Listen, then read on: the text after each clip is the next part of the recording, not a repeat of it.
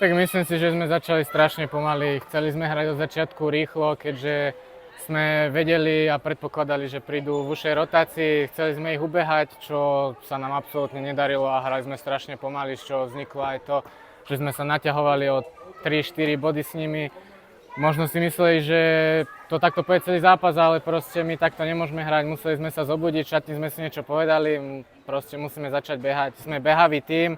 Máme širokú rotáciu, proste musíme to využívať a nemôžeme začať takto každý zápas pomaly a držať sa. Pred našimi fanúšikmi je úžasné hrať, proste oni sú našim 6. hráčom na ihrisku, či sa darí, či sa nedarí.